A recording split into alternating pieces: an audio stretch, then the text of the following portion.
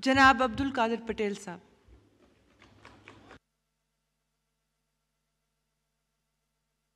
बहुत शुक्रिया madam chairperson. और सबसे पहले तो आपको इस इंतहाई मुअज़्ज़ज़ ऐवान की सदारत करते हुए देखकर इंतहाई खुशी भी हो रही है।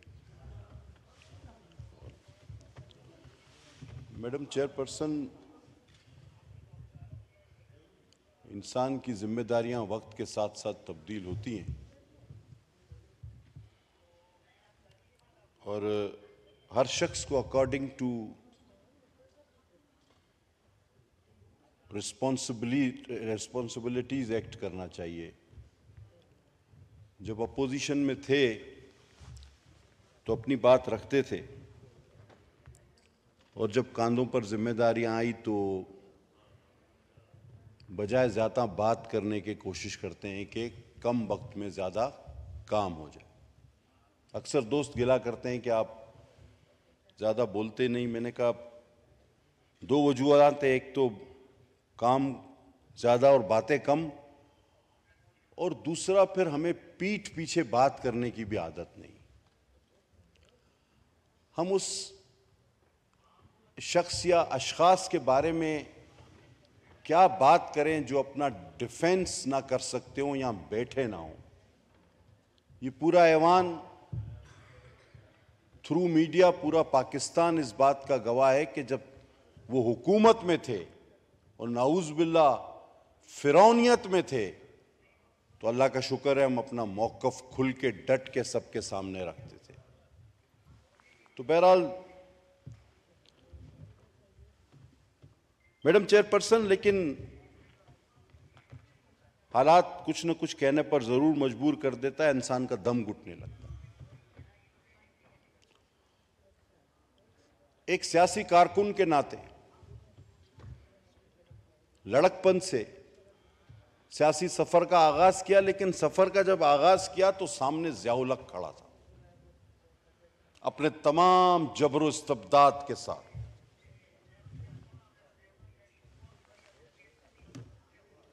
हमने भुट्टो शहीद का दामन थामा था। हमारा रास्ता शहादत, कुर्बानी और जद्दोजहद थी। हम लड़ पड़े और अल्लाह ने सुरखरू किया। अभी थोड़ा ही वक्त गुजरा था इस जमहूरी काफिले को निकले हुए, तो फिर अल्लाह जन्नत बख्शे जो दुनिया से चला जाए उसके पीछे बात नहीं करनी चाहिए। कुछ लगारी साहब को पता नहीं क्या हो गया, वो ज़िया-उल हक का रूपदार गए मरूम। फिर कहूंगा अल्लाह जन्नत नसीब करे। फिर अभी थोड़ा ही आगे चले थे तो कुछ टेलर मेड और रेडीमेड इत्तेहाद जमहूरियत के खिलाफ बनाए गए। हमने डटकर मुकाबला किया। तारीख भी गवाह, अल्लाह भी गवाह, लोग भी गवाह। और ये कोई आसान सफर नहीं था। मैं आऊंगा उस तरफ कि क्या तारीख का जमहूरी सफर होता है, क्या तकालीफ होती हैं, क्या मुश्किलात होते हैं और किसको लीडर कहते हैं। और आज तमाम चीजों की तारीफ यकसर तब्दील होकर रह गई। और ये नौजवान नस्ल शायद इसीलिए हर डुगडुगी बजाने वाले के पीछे चल पड़ते हैं कि उन्होंने वो तारीख का या तो मुताला नहीं किया या ये नस्ल उस वक्त मौजूद नहीं थी कि वो देखे कि सियासी जद्दोजहद किसे कहते हैं और शहादतें तारीख किस तरह रकम करती हैं और जमहूरियत की कीमत कितनी महंगी होती है। अब उन टेलर मेड पार्टियों से आगे निकले, होश संभाला था थोड़ा सा तो फिर मुशर्रफ खड़ा हो गया। चलो भाई, एक समुंदर के पार उतरे थे तो फिर एक समंदर का सामना। अब उससे भी चलो, दो दो हाथ किए, फिर तारीख गवाह, सियासत गवाह, लोग गवाह। अब इससे निकले थे तो इफ्तिखार चौधरी खड़ा हो। मैं अगर आपको ये जमहूरियत का सफर गिनवाऊं तो कभी आमरियत जज जर्नैल के हाथ में दे देता है, तो कभी जर्नैल फिर जज को पकड़ा देता है कि ये लो आमरियत का डंडा। पाकिस्तान के हर जमहूरी सियासी पार्टी को, हर जमहूरी सियासी कारकुन को कभी जर्नैल का सामना है, वो अयूब खान से लेकर और आज के इन जजों तक, तो कभी जज का और कभी जर्नैल का सामना है। तारीख में वो कोई 5 साल या 2 साल उठाकर दिखा दें जब कोई जज या जर्नैल शबे खून न मार रहा हो या उसकी तैयारी ना कर रहा हो। इस पार्लियामेंट को, अभी मेरे दोस्त ने कहा सुप्रीम, इस पार्लियामेंट को सांस कब लेने दिया गया? अगर इस पार्लियामेंट ने जुल्फकार अली भुट्टो पैदा किया तो फांसी चढ़ा दी। बीबी शहीद ने अगर इस पार्लियामेंट को सुप्रीम कराना चाहा तो कत्ल कर दिया। अगर नवाज शरीफ ने अपनी कोशिश कोई की तो उनको जलावतन होना पड़ा। अगर गिलानी साहब ने कोई तारीख रकम करने की कोशिश की तो उसको नाअहल होना पड़ा। अगर आसिफ अली जरदारी, मेरे शेर बहादुर लीडर, ने पाकिस्तान की तारीख रकम की तो अपने गोल्डन 12 ईयर जेल में अपनी काल कोठड़ी में बसर करके वो तारीख रकम। तो सियासी लोगों को मिला क्या है, हमने किया क्या है?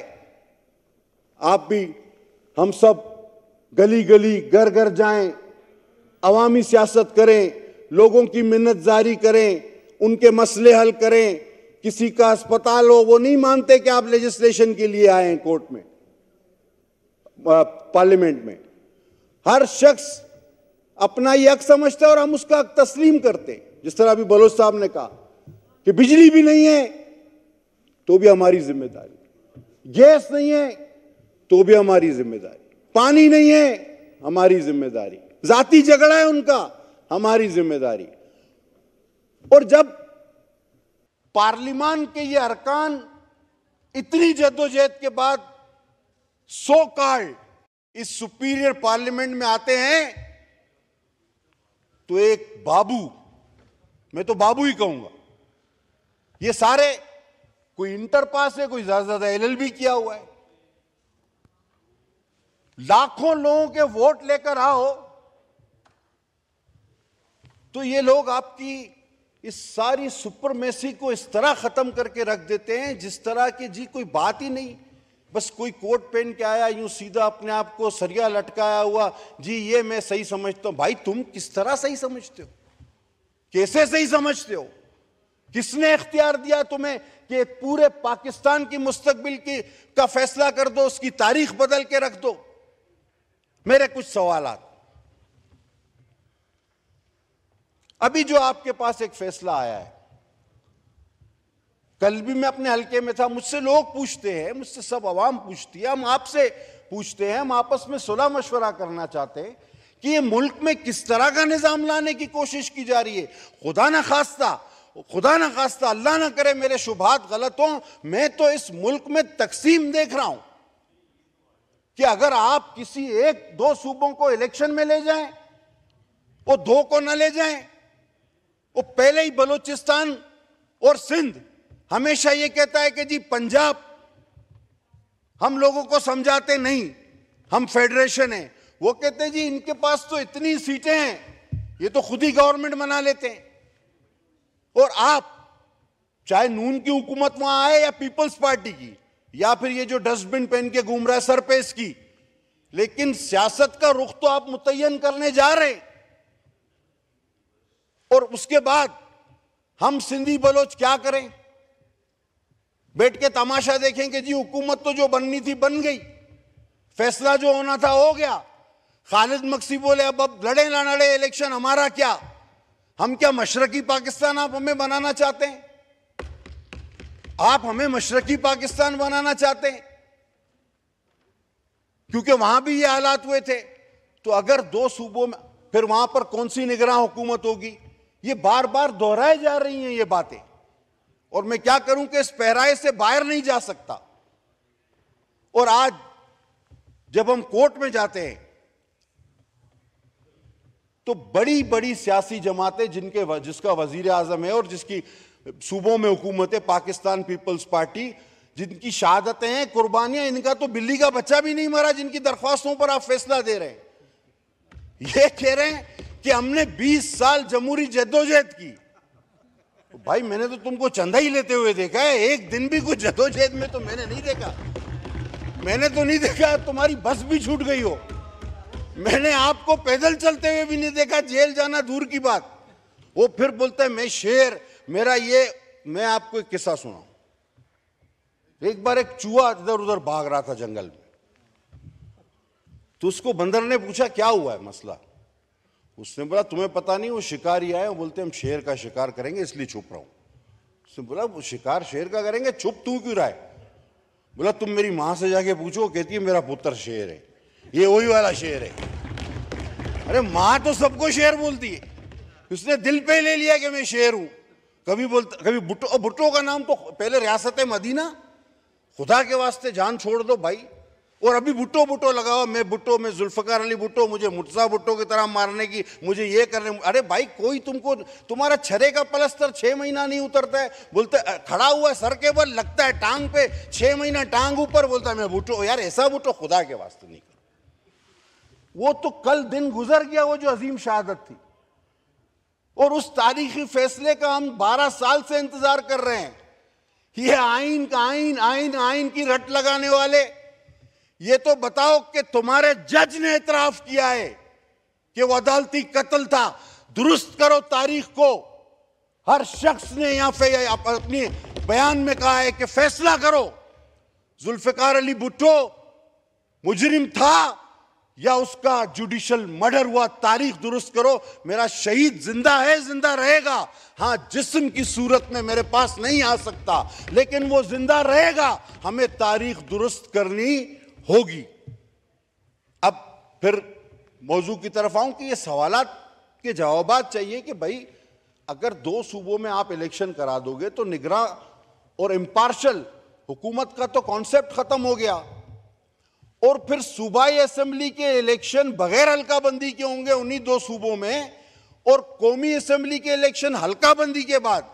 तो अब कौमी असेंबली वाले को पता ही नहीं कि मेरा कौन से 2 एमपी या 3 एमपी मेरे साथ इलेक्शन लड़ेंगे, तो ये कौन सा मजाक। दूसरी बात, दूसरा सवाल मेरा, अगर मौजू हो तो जवाब दे दे। अब दूसरा सवाल ये कि जब तायुन हो जाएगा, नून लीग जीत जाएगी पंजाब में, पीपल्स पार्टी जीत गई, तो दूसरों पर हमारे पास लोटे लुटेरों की तो कमी है ही नहीं। सियासी कारकुन तो अपनी जगह रह जाएंगे, लेकिन जेड़ा जीते ओदे नाल का नारा भी तो चलता है ना। तो दौड़ लगा देनी है बोतों ने। तो आप इन 2 छोटे सूबों को क्या मैसेज देने जा रहे हो कि तुम पाकिस्तान की उस दौड़ में यानी इलेक्शन में शामिल ही नहीं हो? तुम जो चाहे बाद में अपना फैसला कर लेना, हम रुख तायुन कर देते हैं, मुतय्यन कर देते हैं। तो आप क्या फेडरेशन पे जरब नहीं लगा रहे?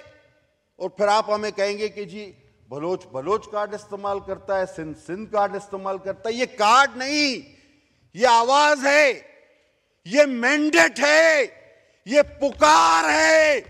हम कब तक करेंगे कि खपे खपे पाकिस्तान, लाश उठाएंगे भुट्टो की, जी पाकिस्तान चाहिए।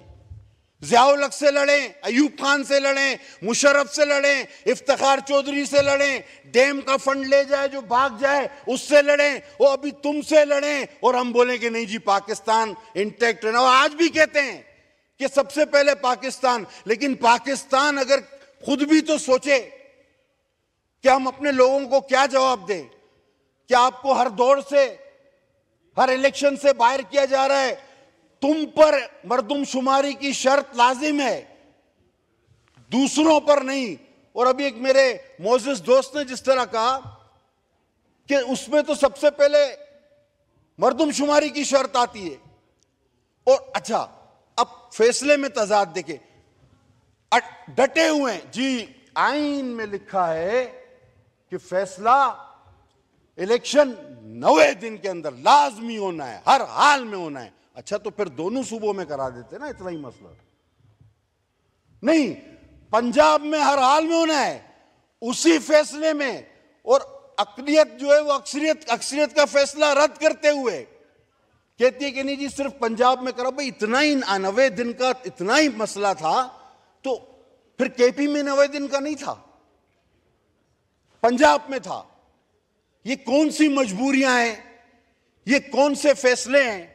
बस रिपीटेशन नहीं चाहूंगा, लेकिन जरूर कुछ बातें करूंगा कि अगर आपने माइंड मेकअप किया, आपने सोचा हुआ है, और बार बार दोस्तों ने कहा कि एक सिमत में सोचा हुआ है, किसी को रिलीफ देना है, किसी को कोई मौका फराहम करना है। मौका हम भी इलेक्शन से पीछे हटने वाले नहीं।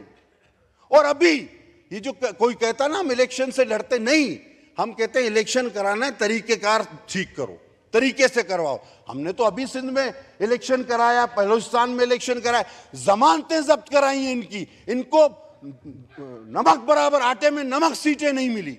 हम क्या इलेक्शन डरते हैं? हम तो अभी भी तैयार है, अभी निपटा के बैठे हुए इलेक्शन, आओ। लेकिन कोई तरीकेकार हो, जो वो है ना हमारे सिंधी में कहते कि वो खट न थोड़ी न दे वो सुमो तो फजीलत सा।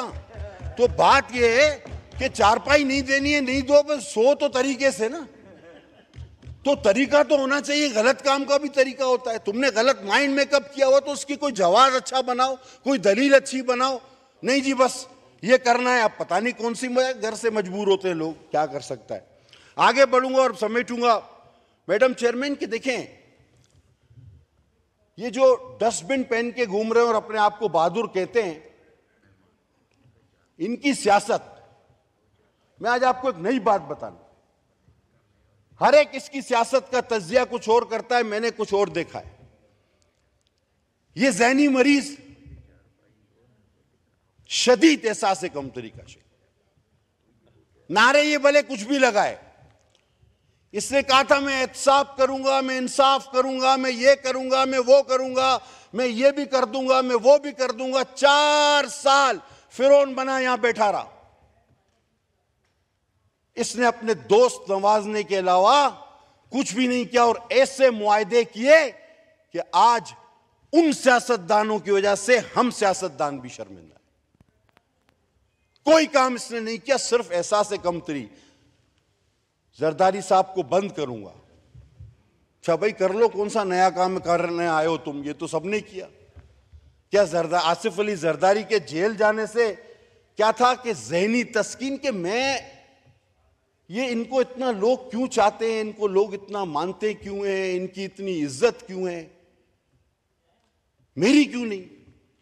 चुन चुन के नवाज शरीफ को जी मैं बदर कर दूंगा, फिर मोहतरमा फरियाल को मैं जेल में डाल दूंगा, सिर्फ अपनी जाती अना की ये एहसास से कमतरी है। इस शख्स को ये खुद से बढ़कर बेहतर किसी को नहीं देख सकता, क्योंकि जिसको हुकूमत मिले, जिसे लोग चाहें, जो अल्लाह ताला जिसको इज्जत दे, इसके जहन में अब ये अगर आप हिस्ट्री में जाएं तो जावेद मियादाद को भी ये टीम में बर्दाश्त नहीं करता था।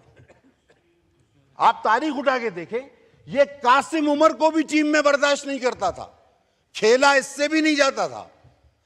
अब वर्ल्ड कप जो हम लोगों ने जीत लिया, अल्लाह अमान दे हम लोगों को, वो वर्ल्ड कप दुनिया पता है कि हम लोगों को जिताया किसने।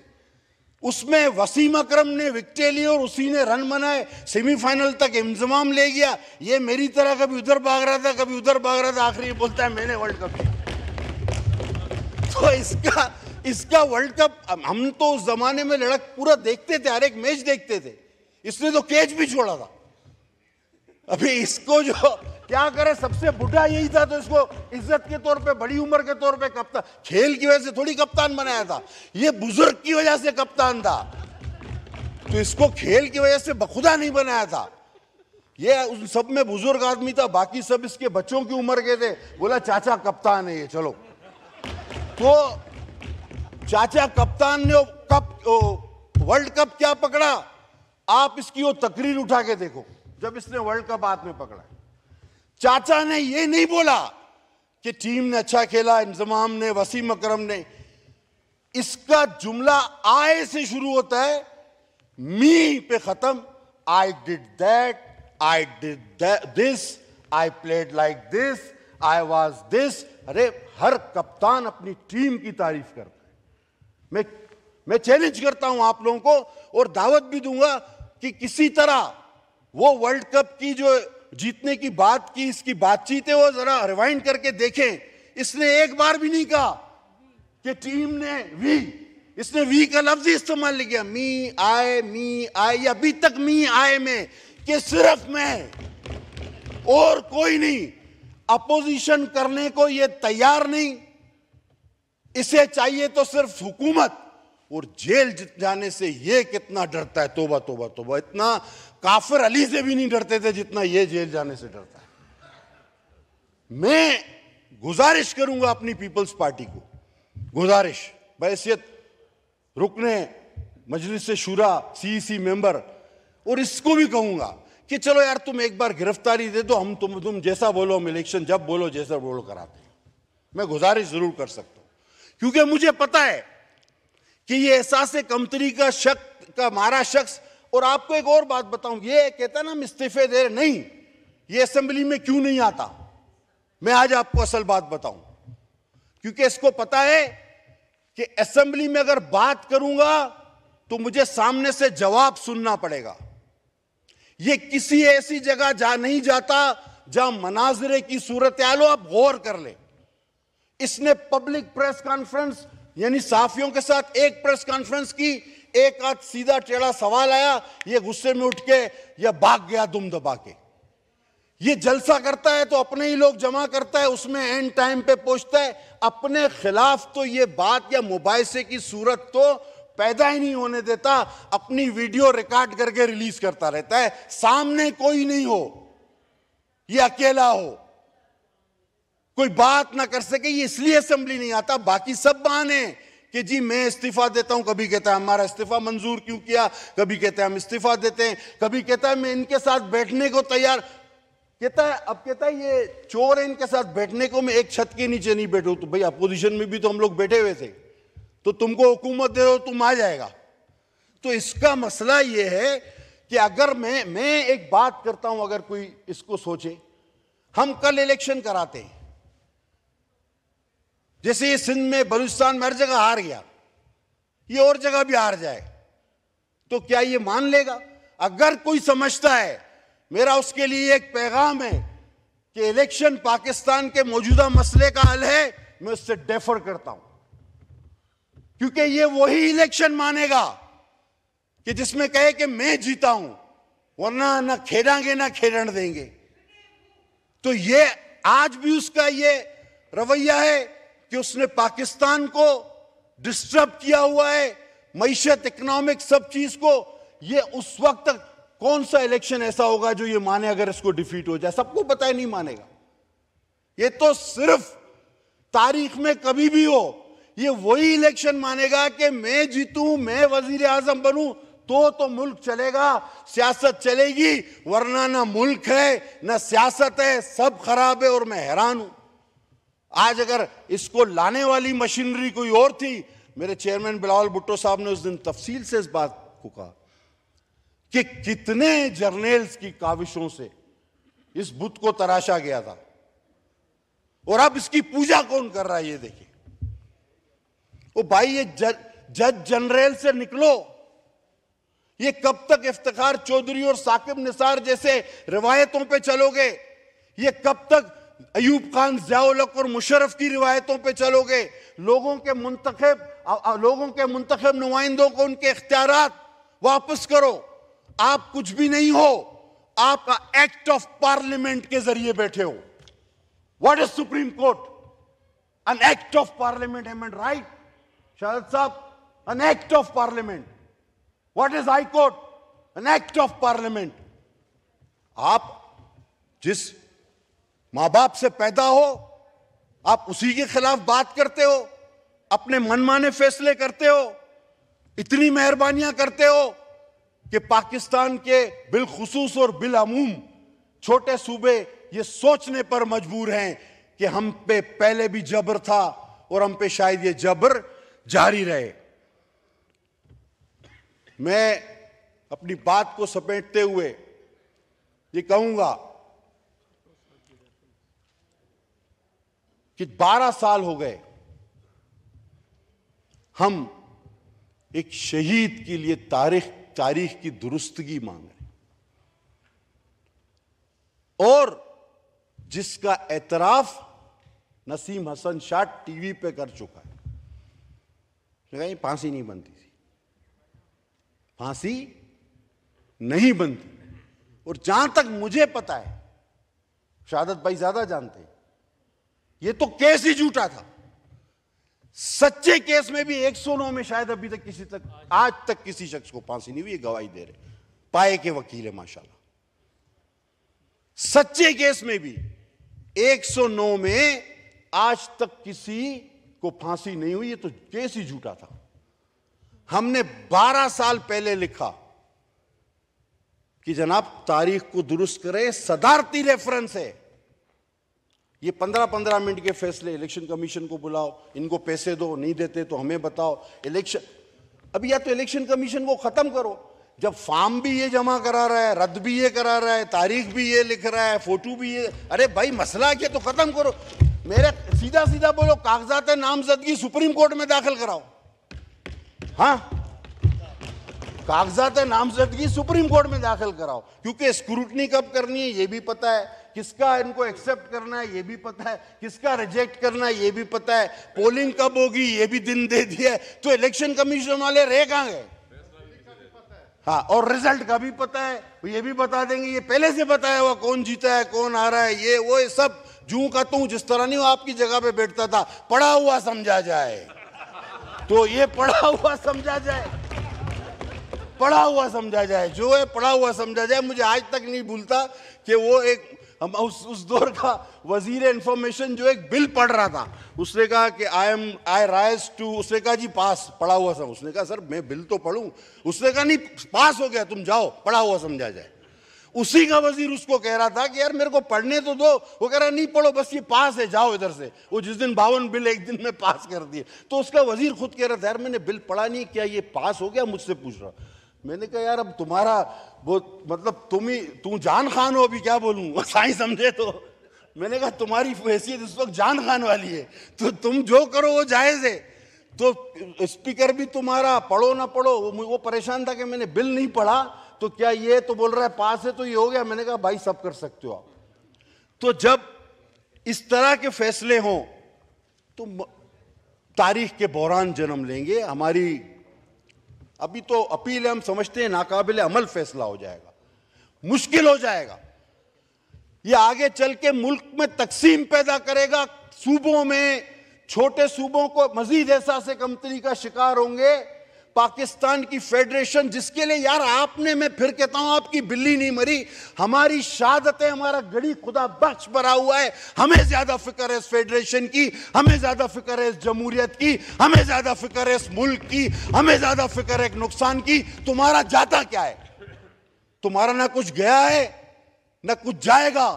खुदा के वास्ते तारीख को उस बहरान पे, उस बहरानों से दो चार न करो भाई। वो हमारे अल्लाह उनको सेहत और तंदुरुस्ती अता फरमाए, मर्द उर ने कहा था ना कि यार तुम्हारा क्या है, तुम तो रिटायर हो गए और फिर जिस तरह दूसरे फार्म हाउस खरीद लेते हैं बाहर मुल्क, वहां चले जाओगे। इफ्तिकार चौधरी इधर रहता है? नहीं रहता। वो आता होगा फिर जाता होगा। वो मुझे तो लंदन में उसका तस्वीर नजर आता है। वो बाबा रहमते जो फंड का पैसा, उसका शादी भी लंदन में बेटी का किया उस पैसे से। हमने तो यही रहना है। आप तो रिटायर हो जाओगे, हम लोग तो रिटायर भी नहीं होते। साईं कायम मलीशिया में अभी तक सियासत कर रहा है, तो हम कोई रिटायरमेंट का कॉन्सेप्ट ही नहीं है हमारे पास। तो हम लोगों को तो यही रहना है, और हम यहां रहेंगे तो हमने भुगतना भी है। आपने रिटायर हो के कहीं और चले जाना है।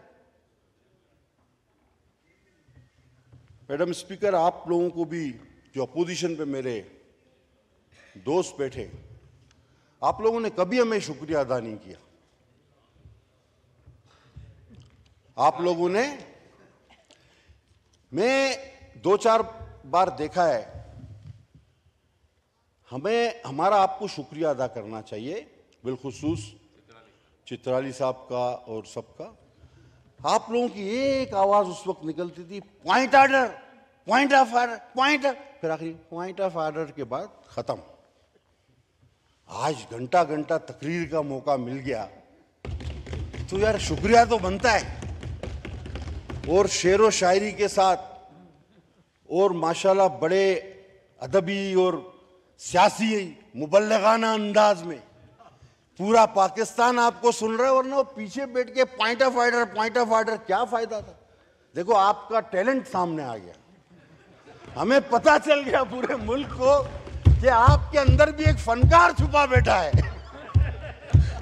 तो आप लोगों को भी हमारा शुक्रिया अदा करना चाहिए कि हमने आपको गास्बी, ऐवानी गास्बियत से जान छुड़ाई आपके, जो आपको बात ही नहीं करने देते थे। तो लिहाजा मैंने कुछ अराकीन को देखा, उनकी फनकाराना सलाहियतें भी सामने आने लगी, उभर के आएंगी, अच्छी बात है। बहरहाल मैडम चेयरपर्सन और पार्लिमानी उमूर के वजीर को ज्यादा ख्याल होना चाहिए डेकोरम का, जो कि मेरे ख्याल में मुर्तजा अब्बासी साहब है। तो जी मैडम चेयरपर्सन में इस बात से देखें, कोई अयूब खान हो, कोई ज़ियाउल हक हो, कोई इफ्तिखार चौधरी हो या साकिब निसार हो, कोई कहीं से आया हो, कोई कहीं से आया हो, कोई खुशाब से आया हो, कोई जेलम से आया हो, हमारे सर पे बैठ जाए। आप भी माशाल्लाह वहीं से हैं, खुशाब से, आप हमारे ऊपर यानी चेयर कर रही हैं, हमारे ऊपर सुपीरियर है आज। तो मेहरबानी करके आपने आना है और चला जाना है। ये ऐसे बीज ना बो के जाएं कि जिसकी फसल कांटों भरी हो, जहरीली हो, आइंदा नस्लें उसको न काट सकें। आप न तकसीम करें सूबों को, न तकसीम करें उनके मैंडेट को, न तकसीम करें उनकी मर्जी को। पाकिस्तान को खुदा के वास्ते एक रहने दें, एक रहने दें, एक रहने दें। बहुत शुक्रिया, बड़ी मेहरबानी, थैंक यू वेरी मच।